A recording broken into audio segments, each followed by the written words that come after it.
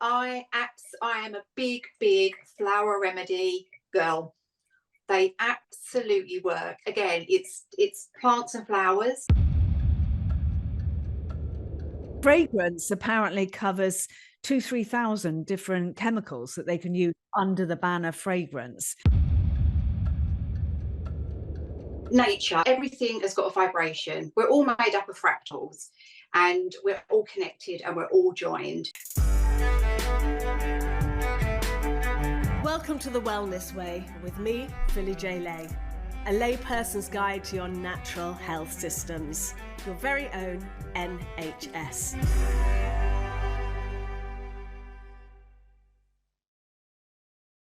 Hello, lovely people, and welcome to another episode of The Wellness Way. And today we're going to talk about one of my absolutely favorite subjects. It is a passion of mine. And I have a beautiful guest on today, Carol Mead, who's going to tell us her story of how she got into aromatherapy and essential oils, those wonderful, wonderful essential oils. Carol, thank you so much for coming on The Wellness Way. Welcome.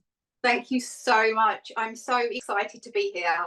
I can't tell you, it's an absolute joy. It is a pleasure to have you here. So I want you to tell the audience a bit about yourself and how you got into this. Okay, so it's quite a long journey, so I will try and be concise with what I'm saying. I was working for a very large corporate company, and my role that I was doing, I wasn't really aligned with their values and my values, and I was making people redundant and a lot of sort of compromise agreements and stuff like that, which was quite unpleasant. So I felt I was really stressed, and the stress got worse and worse, as it does if you don't do anything about it. And then I got depression, anxiety, all at the same time. I'd wake up at 3 a.m. with my heart racing. I would just felt like I had this big black cloud over me as I was walking along. I just felt the weight of everything on top of me. I just couldn't see a way out. And I didn't want to go down the pharmaceutical route. So it got to the point where I really felt like I was going to lose myself. It was just pretty bad. But being a mum, I think there's something kicks in, and it's sort of a self-preservation. So I kind of turned to everything alternative that I could get my hands on, what I was eating, exercising. And then I've got a twin sister, and she gave me some essential oils, and I'd only ever used them before from Woolworths or somewhere, rubbish like that, and they smelled awful. So I was really not keen to try them, but I tried some really good ones, and I had an instant reaction to them. I felt a bit of blue sky, and I thought, this is it. I knew that this was going to be my journey. So I started working with them. I started to feel better. I started to mix my own blends together. At the same time, I went off my beloved perfume, because anything that was synthetic, my body just said no, didn't want it. And then I'd take my blends to work, and I'd share them with colleagues and who were as equally stressed. And I would get a queue of people saying, can I have some of your oils before I go into a meeting, or I've got a call? And there was just this light bulb moment that went on, and I thought, hang on a second, there's something here. I couldn't find anything on the market that was a perfume that was also help with stress and anxiety that I could use when I needed it. So I made my own, and that's how Elyse Me started. That is fantastic, and we need more people in the world doing things like this. But I want to come back to perfume. So the skin is the largest organ of the body. Yes, it is. And we spray these incredibly toxic chemicals on our skin in the name of beauty, or smelling or feeling good. Can you tell us some of the chemicals and why people really should not be using perfume? I actually heard a lovely quote a few years back called "Perfume is the new smoke." Yes, do you know what? Honestly, it's not until it's harder to find out exactly what is in perfumes, because they are protected by intellectual property laws. They can kind of hide their ingredients under the term of trade secret. So one, it's really hard to find out all the ingredients that are in perfumes, but some of them are like methylene chloride, and that can cause cancer. It can affect our DNA, and that was banned in 1988. Even though it was banned, it's still being used in perfumes. It says formaldehyde in there. It's quite, you know, and I think people think, well, if you can sell it, why would it do me any harm if it's allowed to be on the shelves? And I think there's so much brainwashing going on out there where people just think it must be safe because I'm allowed to buy it. And I think it's such an upside down world at the moment where we just don't know what we can do and what we can't put on. It's just so confusing for people. But perfume is a big bugbear for me. Like you said, it goes on our largest organ. The skin is really sort of delicate here, and it's going into our body. It's affecting our hormones. It's causing a lot of internal damage that we're not even really aware about. You know, on our hair, it goes into our scalp. Yeah, no, I mean we live in a chemical swamp now. We do.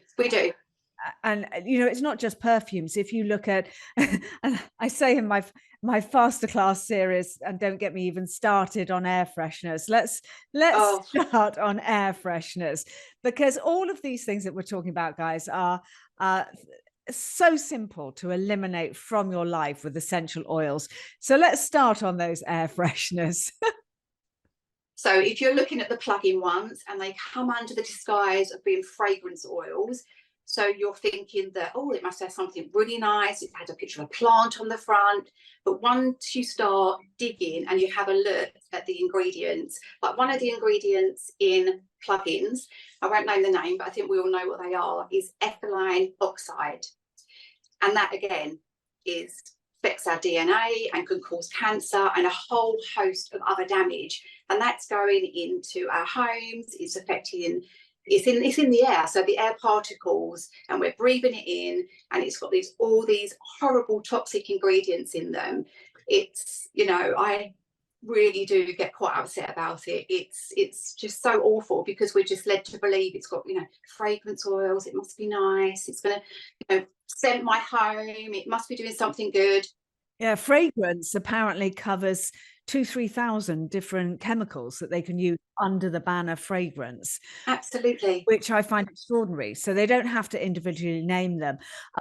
One of my oils was very much, after diet and nutrition, oils were the next stage of my healing journey, when my best friend Polly bought me a diffuser and some beautiful essential oils from Neal's Yard, actually. And when I started learning about all these chemicals in air fresheners and perfume and everything, obviously I'd stopped wearing perfume when I was pregnant with my eldest daughter, and I just had this feeling that it wasn't any good to put perfume on my skin when I was carrying a child. And obviously I breastfed, so you wouldn't want those perfumes, you know, because you want your child to smell your body. Yes. And so the only thing I would put on me occasionally was a little bit of rescue remedy if she was distressed, and I would use that as a perfume. So that was kind of, I understood about that, and I knew that I never liked air fresheners. But then I discovered that most of the taxis that you get into, when you have to take a taxi, they all have bloody air fresheners in there. Oh, I know. Absolutely toxic. And I used to sit there with my hand, or my, you know, have a scarf or pull my jumper up and try and cover my nose. And, you know, they're everywhere. We live in this completely toxic world. And, you know, the more people know about this, another really big one is, you know, conditioner, fabric conditioner is the biggest pollutant of your home. And you can do your washing and use a couple of drops of essential oils. I do. Yep, so do I. I do. Lavender's beautiful. A couple of drops of lavender. It's lovely. It is. So you were blending these oils and you were taking them in to work, and everybody was reaping the benefits of them. And I know that, I mean, I blend my oils myself and put them on depending what my body needs every day. And I put them on and I can go out. And I remember going to see Russell Brand in the middle of a field a couple of years ago in between lockdowns, as you do. Well, I wasn't going to go to a theatre, so it was in the middle of a field. And I was having my ticket kind of looked at, and this young girl that was kind of looking at it just kind of leant over, looked and said, "Oh my God, you smell beautiful." And I said, oh, thank you. She said, what is it? And I said, I don't know. I blended it myself in a bit of a hurry tonight, actually, so I have no idea. But it's just essential oils. And I want to talk about some of the benefits of some of the oils. You know, they all have different benefits. And so I'd like to start by talking about thieves oil, which is a cracking oil. I think it's really hard to know exactly what the story is, but legend has it is that there were 4 thieves and they were in France, and because the blend is also called Marseille blend. So the legend has it is that they were spice or perfume merchants, possibly herbalists, but they were robbing, where everybody else was sort of trying to sort of stay indoors because they were terrified of catching it, which, you know, half the population did. And eventually they got caught, you know, robbing and stealing, and the authorities were just baffled, you know, how comes they hadn't caught it. So they said, you know, what's your secret? If you tell us, you know, what, you know, how you've managed to, you know, not get sick, and we'll let you go.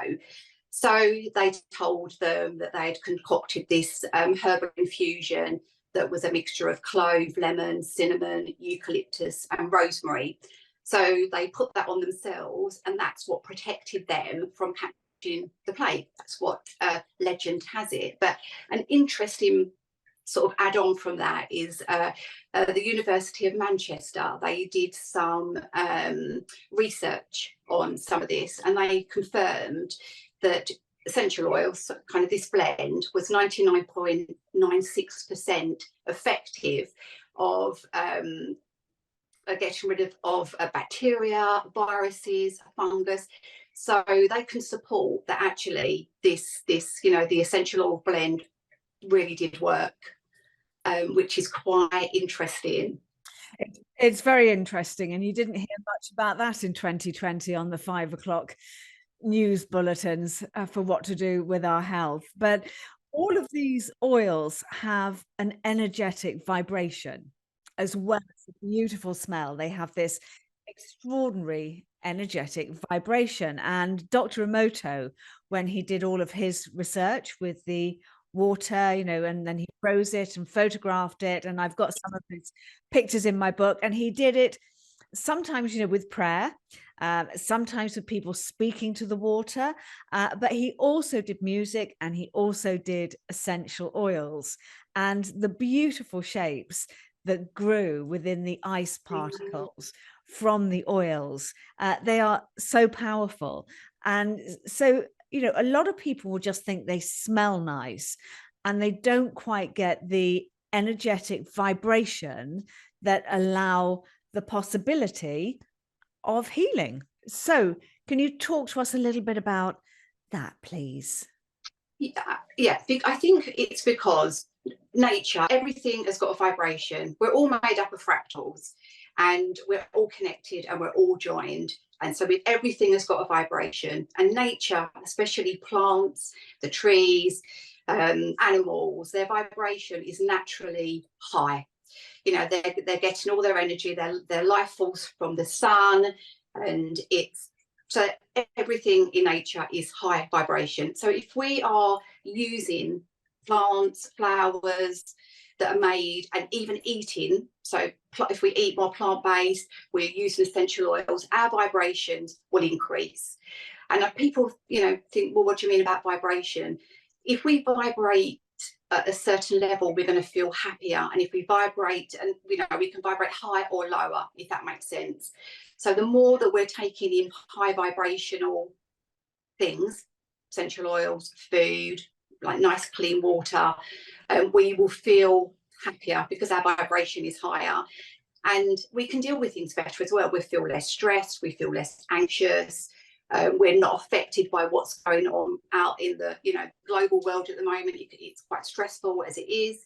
So it's a way for us to raise our vibration, for us to feel happier.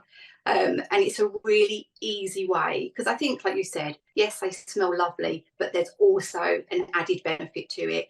You know, they work on our limbic system. So it works on our brain. It's sending messages to our brain that help to trigger our emotions. So we will feel less stress, calmer, happier.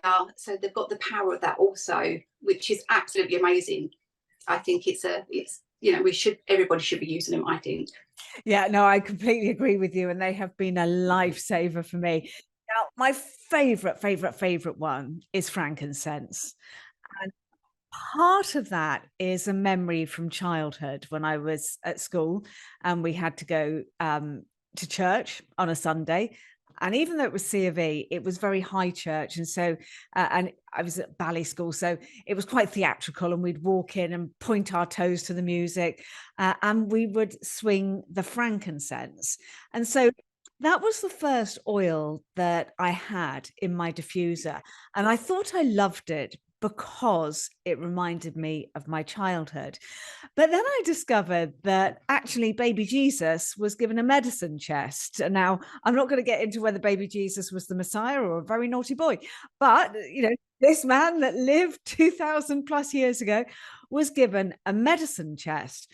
And so frankincense, we'll talk about the healing benefits of frankincense in a moment. Myrrh, again, tremendous healing benefits, but gold. And actually in ancient biblical times, gold was the name given to turmeric.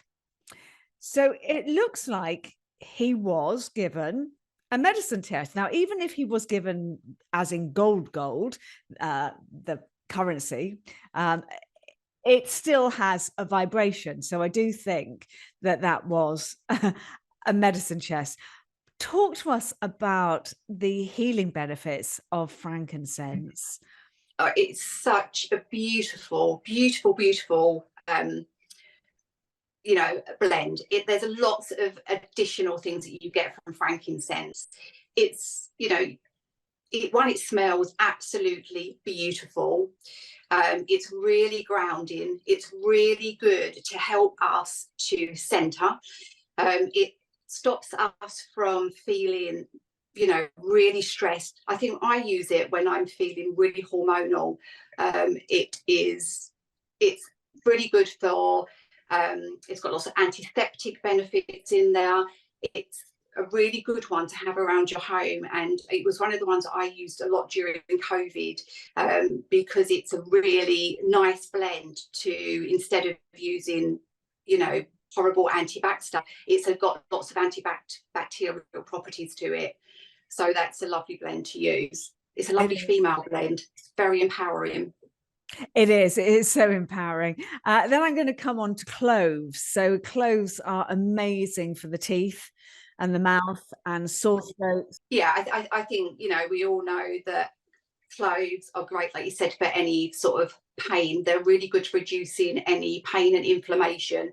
So toothache, it's brilliant for that. Any tummy things, it's lovely to use.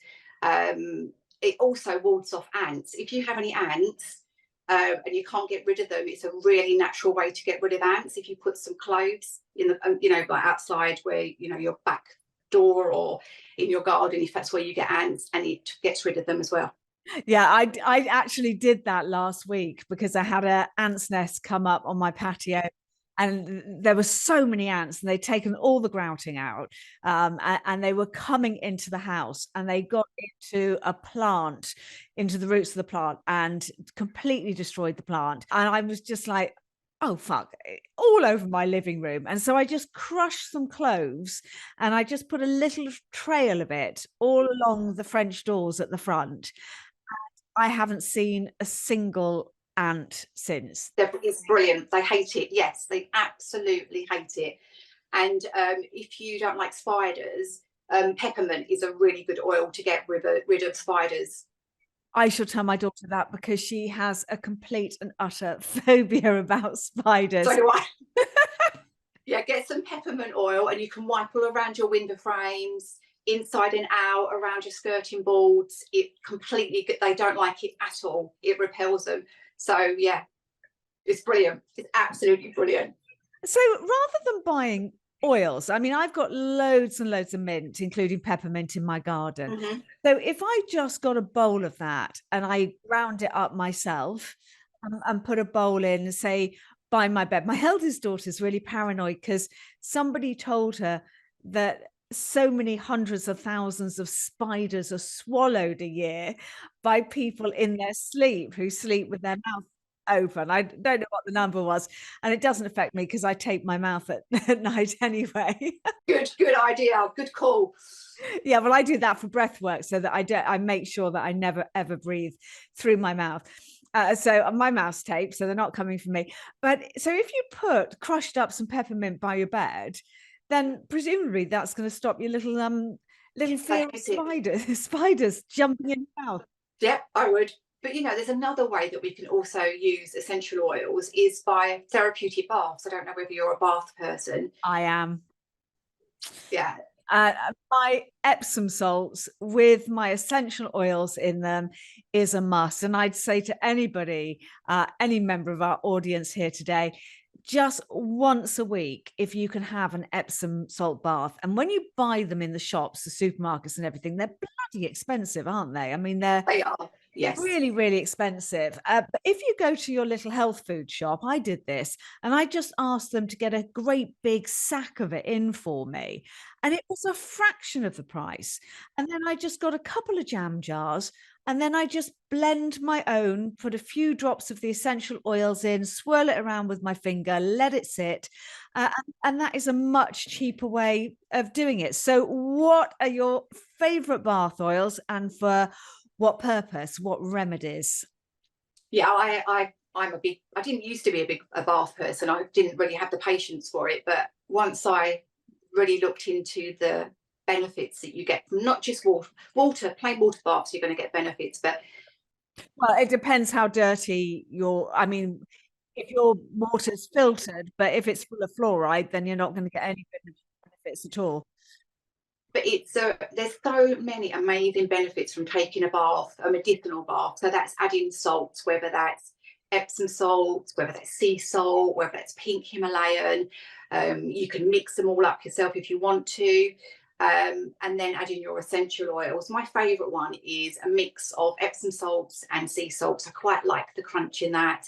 And then I have a mix of lavender and clary sage when I'm feeling particularly sort of stressed out and I really need to relax. Hormones are a little bit haywire.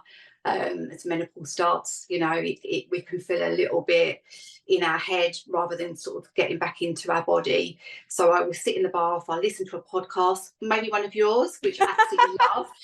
And I tell everybody, I'm going in the bath, this is my time. And like I said, I had a lovely podcast on and I sit and just really enjoy the oils and the salts, and I come out and I feel like a different person. And also my upstairs in my house smells lovely. My husband always says, oh, what's that smell?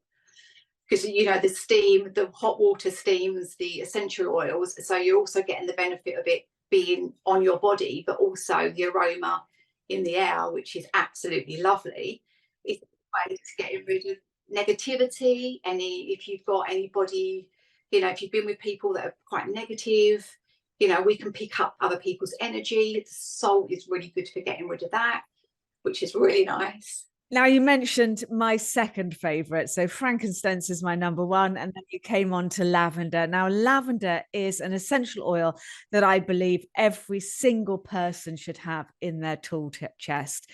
It is relaxing. It helps you with sleep. It has so many beautiful benefits, but it is also fantastic if you burn yourself. Do you know about this? Yeah, Carol. Yeah, there was the French scientist. A French pharmacist, yes. And then he ended up writing a book because he had burnt his hand, and by putting the lavender oil on it, it just soothed it, healed it, reduced the pain. Yeah. Yeah, I heard a different story about that, because the first thing that I used to hear about him, and I can't remember his name, I'm so sorry, folks. I'll put it in the show notes. But I heard that he burnt his hand and covered it in lavender oil. But then somebody said to me that's actually not correct. Oh. And he had actually worked for many years of his life with different oils for different symptoms, and discovered, and so he was actually testing it on, you know, burning himself and getting different levels of the burns, different levels of the oils on. So he was a scientist, just absolutely trying to find something that worked on burns, and it worked beautifully. The other one you've just mentioned there is another. I mean, they're all my favorites. I bloody love them, me. Clary sage. Talk to us about clary sage. Oh, it is, you know, it is I would say it is one of the blends also for women that we all should have. It is fantastic for any hormone, unless I wouldn't use it if you were pregnant, but if you're not pregnant and you're going through any hormone or hormonal issues, then clary sage is the one to have. It really helps with those mood swings, just the horrible side effects that come with hormonal issues. Clary sage is the one to have. It's absolutely fantastic. Put it on your wrists, inhale it on the soles of your feet is another really good way to get the blend in your bath. I'm diffusing it at the moment. Lovely.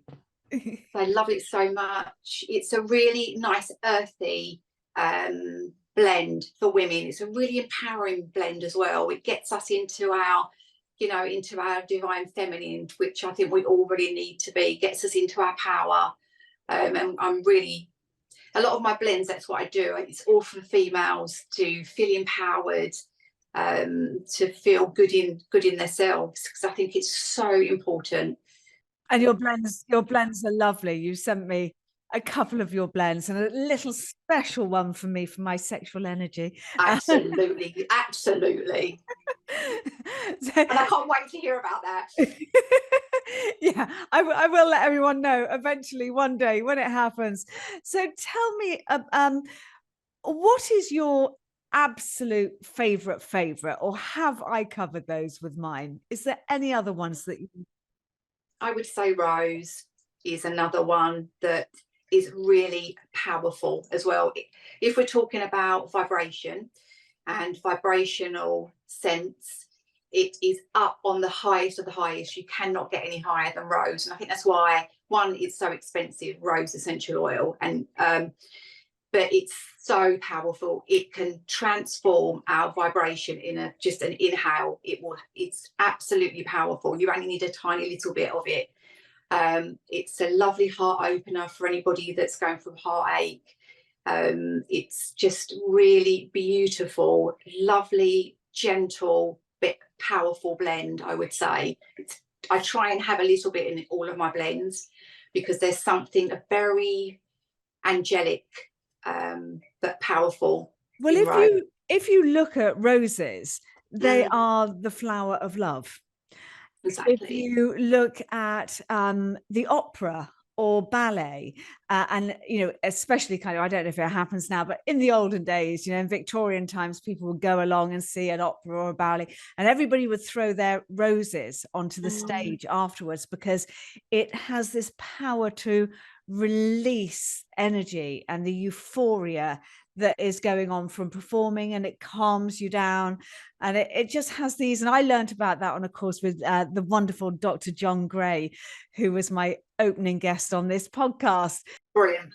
And he talks endlessly about roses, because he is very, very passionate about them. One of my favorites as well is Ravensara. Do you know Ravensara?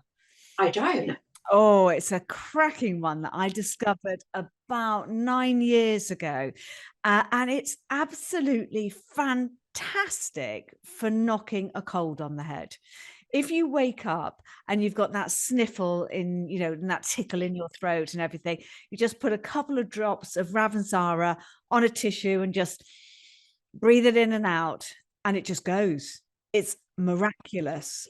I buy so much Ravensara. I have a bottle by my bed. I have a bottle in the kitchen. I have a bottle in the living room, because I'm just like, I need to know that if I have a sniffle, my Ravensara, I don't want to be walking around if I'm busy kind of going, because you've got to get it, you know, right on the head. Yes, quickly. So I don't want to be kind of walking around going, oh, fuck, where did I put it? Is it in the bedroom? Is it in the bathroom? Is it in the... Yeah, you got it everywhere. I just have it everywhere, because that is a really, it's not a luxury. That is a really important oil. You brought up your diffuser there.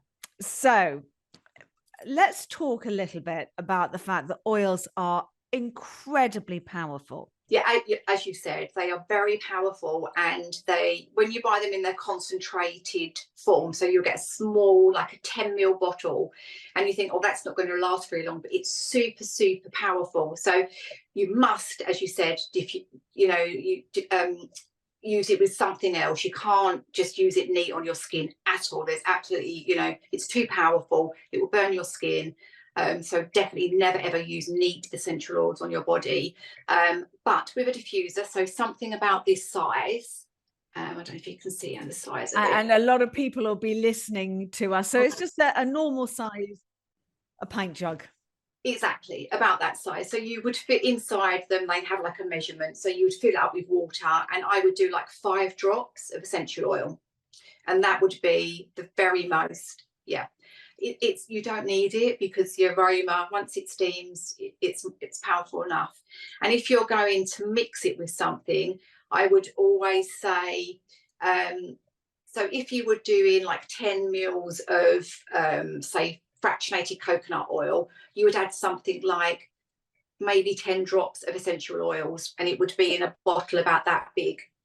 So this is kind of like a roller, a little kind of roller bottle. Yeah. I actually put 15 drops in that. If you like it strong. I do. Then I think and then I think it's how you like it. If you like it to be really strong, you can add a few more, and you do it by scent. Long as you're blending it with something and you're not putting it on your skin neat.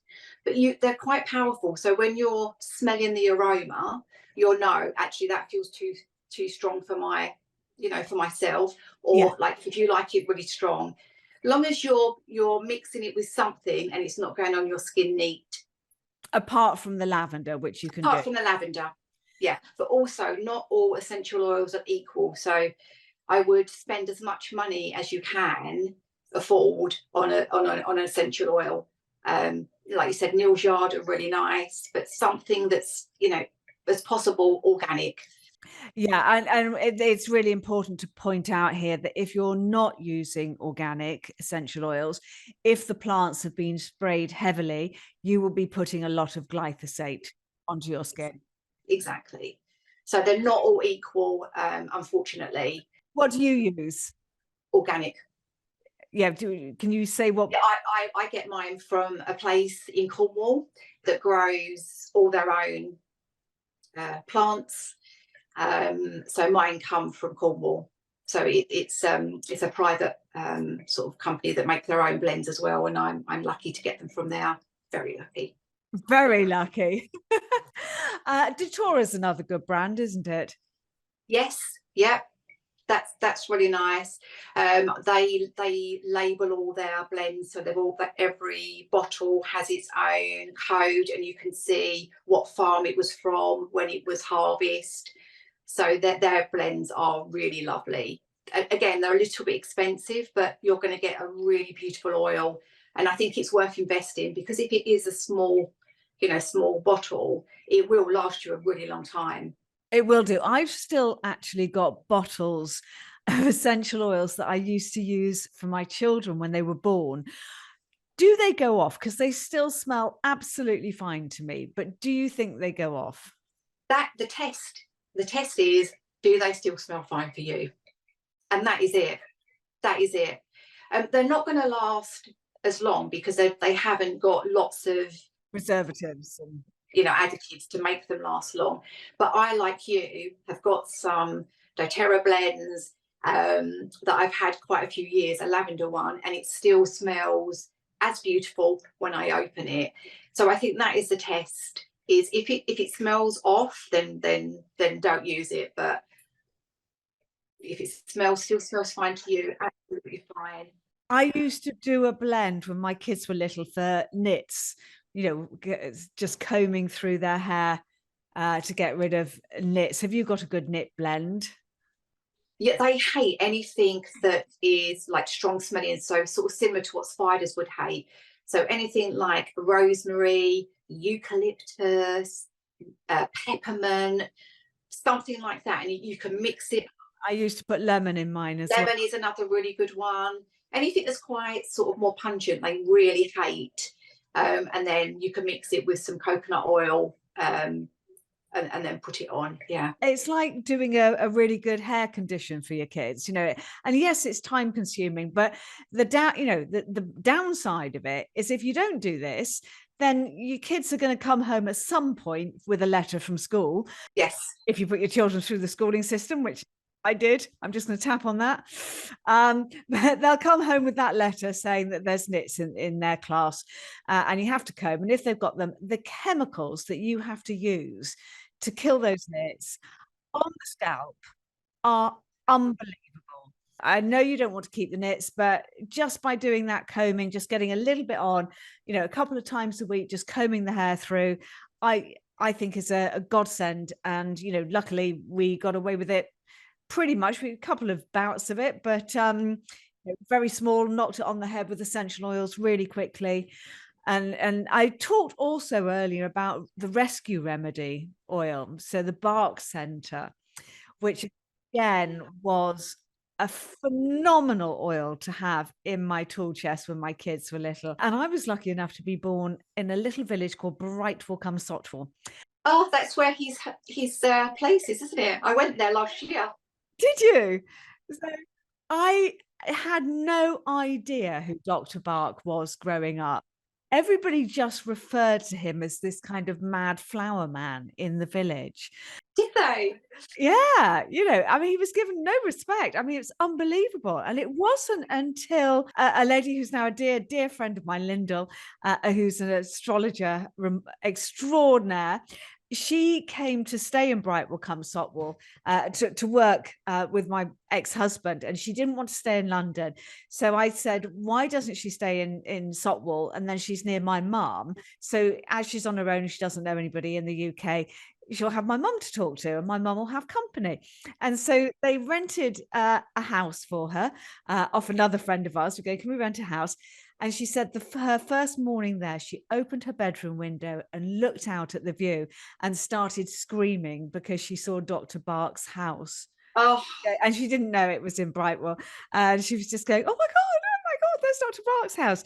Talk to us about Dr. Bark and the Dr. Bark remedies. oh, I am a big flower remedy girl. They absolutely work. Again, it's plants and flowers, but they're extracted in a slightly different way. And Dr. Bark put himself through so much stress and anger and rage and all these different emotions to find there's 38 different flower remedies that will cover every kind of emotion that you feel, and there's a remedy for everything, from you know, from people that are going through trauma, from people that are feeling sad from death, people that are suppressing their emotions, and each remedy has a sort of a positive, so you can remedy it with a positive outcome. Oh, and they're absolutely fantastic. I highly recommend them. He was in the 1950s, that he was a doctor, and he was, you know, a traditional medicine, but he started to work with plants, and that's how he got involved and created his remedies. But he spent his life, his whole life was committed to creating the flower remedies. And I will say that they are so strong. And when you use something like the bark remedies with babies, I never put it on my girl's skin. I would just put a couple of drops in my hand and just rub my hands together and hold it over their face so that they could just inhale when they were crying. If they were crying really hysterically, a couple of drops of remedy over the face. It's a cracking oil. And then there is the Australian version of the bark remedies. I can't remember their name. Can you? What they called? I can't think of the name. It's something bush something. It is because there's Australian and then there's some also Icelandic version as well. It is the bush remedies. It is the bush remedies, and apparently those plants are slightly older than the bark. You know, they're more traditional. They're kind of date back to their benefits being known about in Aboriginal times, and they're meant to be incredibly powerful. And I take some of those, and I take the abundance drops under my tongue. So I always have my little abundance drops. I take a money drop as well. Not all the time, but when I feel like I need some abundance or I need some money or they also have a sexual one as well for lust and love. And sometimes I take that one too. So, it has just been an absolute joy to chat to you today. I love this subject and I'm so grateful that you came on the podcast. But before we go, can you just tell our audience where they can find you and what you've got on offer, my lovely? Yep, I'm very active on Instagram. So you can find me at Elyse Me. So please come over and say hi. I'd love to hear from anybody. I'm on TikTok, but not, that's a bit new to me. And I've got a website as well, so people can find me there. Can you just give us your website? Yes, it is Elyse Me. So ELYSEAND me.com. So that's where you can find me. Brilliant. I would just implore everybody to make contact and to get your essential oils. And if they are expensive essential oils for good ones, and I understand that, and we're living in challenging times, but if there's just a couple that you can get to keep in your house, tea tree is another great one. I mean, amazing for antibacterial and getting rid of, if you've got a little bit of coconut oil and tea tree in there, stop it going antiseptic. It is a good antiseptic, along with the eucalyptus. So many. It is a subject that we could talk about forever and a day. I know. The tip of the iceberg. There's endless benefits, I think, which is the beauty of it. I think it's not just there's so many benefits to using them. But like you said, we could talk all day. Before we go, I've got to talk to you about one more section of essential oils that we haven't covered here today. And I don't normally talk about it, but what are your thoughts on using essential oils in cooking, digesting it? Because I was taught you never, apart from lavender oil, no other oil you digest. But I know there is differing opinion on this. What are your thoughts? There is. Yes, there is, and there's one brand that are very much in the vein that you can cook with them. For me personally, I think you really need to know the source of your essential oils and that they need to be organic to even think about adding them in cooking. But rosemary oil, yes, a little couple of drops, but I wouldn't just use any. I wouldn't put it in water and drink it. I would be very mindful about adding any concentrate blends into cooking, to be fair. That's kind of my thought as well, because something like oregano oil is so much stronger than putting oregano that you would cook with. But I make a blend from my garden, and I did my first batch last week actually, where I chopped my oregano and then I just put it in olive oil, and then you're diffusing perfect all of those wonderful flavors into there, and you can use that for your cooking. So we agree on this. I think it's a bit risky. Yeah, I think it can get a bit confusing. And like you said, there's a beautiful way of doing it by getting something lovely from your garden, mixing that with oil and using that in cooking. I think the more we can use actual plant in their real, as they are, the better it's going to be for us. Yeah, totally agree.